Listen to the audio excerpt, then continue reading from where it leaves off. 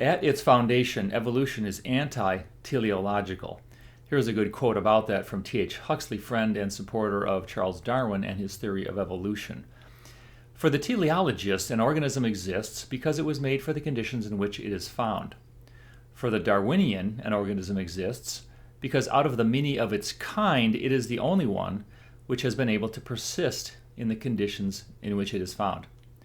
Skipping down, far from imagining that cats exist in order to catch mice well, Darwinism supposes that cats exist because they catch mice well, mousing being not the end but the condition of their existence. So I like that quote. Huxley very clearly states the teleological and the anti-teleological position. This anti-teleology is at the core of evolutionary thought. But wait, here's a quote from Charles Darwin which is teleological, straight out of Origins. It may be said that natural selection is daily and hourly scrutinizing throughout the world every variation, even the slightest, rejecting that which is bad, preserving and adding up all that is good. Sounds very teleological. Sounds like natural selection is an agent. This is a teleological narrative, and they are rampant in evolutionary literature, especially after Darwin. But why? Well, here are the reasons why it is rampant. First, nature exudes design and purpose. Second, evolutionary theory fails, and fails badly. So evolutionists need teleology to craft their narratives, to tell their story.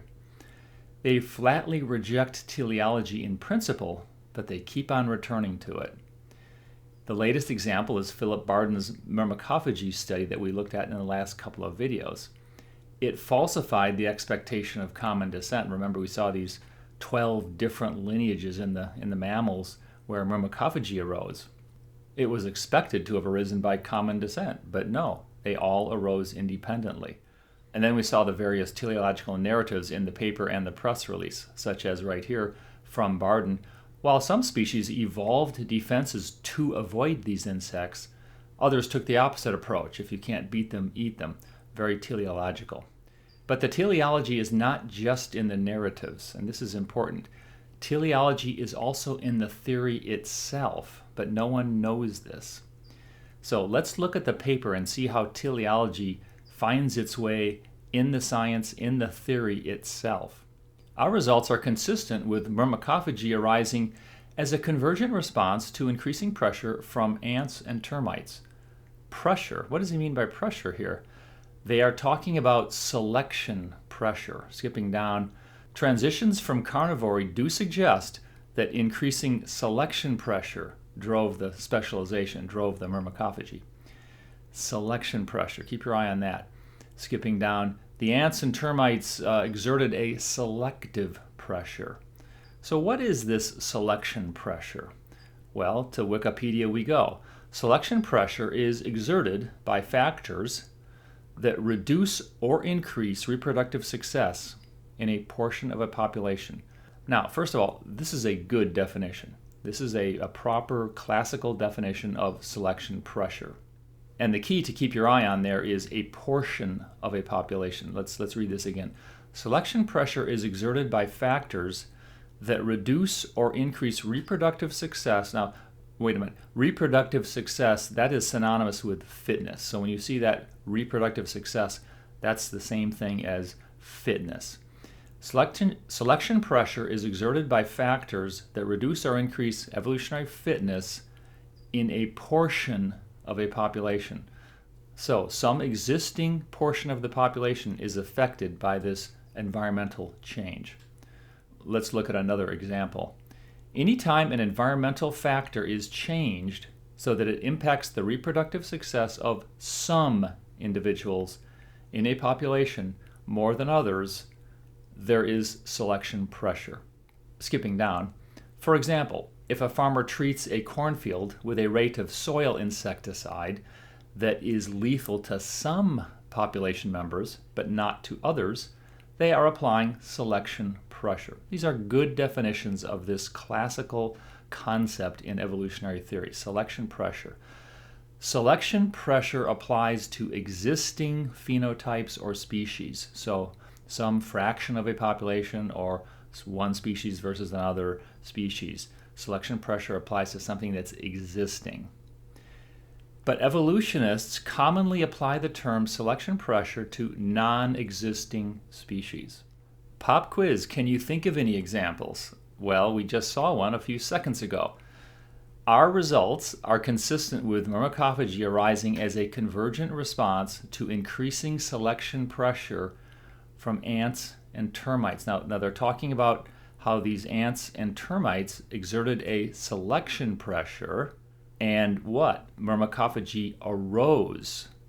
Not myrmecophagy was already there and it was helped along.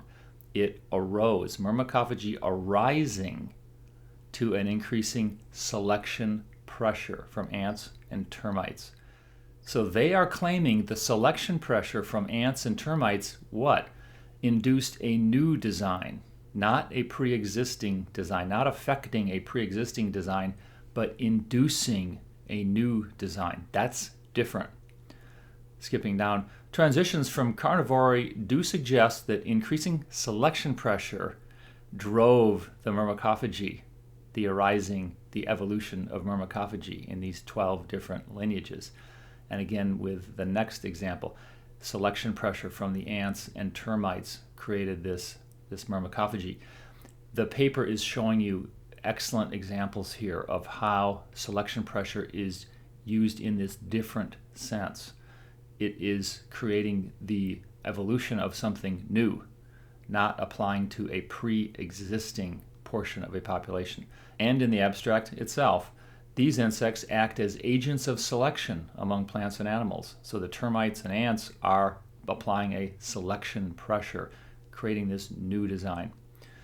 Act as agents, obviously a teleological language there, driving evolutionary shifts in disparate groups across the tree of life. Driving, a very teleological term there. But this was not pre-existing. The myrmecophagy was not pre-existing. And as we saw, even Barden talks about this, that was a surprise. Making the leap from eating other vertebrates to consuming thousands of tiny insects daily is a major shift. Right, major shift. New design, not pre-existing. This was not a pre-existing design. The evolutionist use of selection pressure is teleological. The selection pressure is a final cause. It is a target or a goal for a new design to arise. This is all teleological. This is all false science. Religion drives science, and it matters.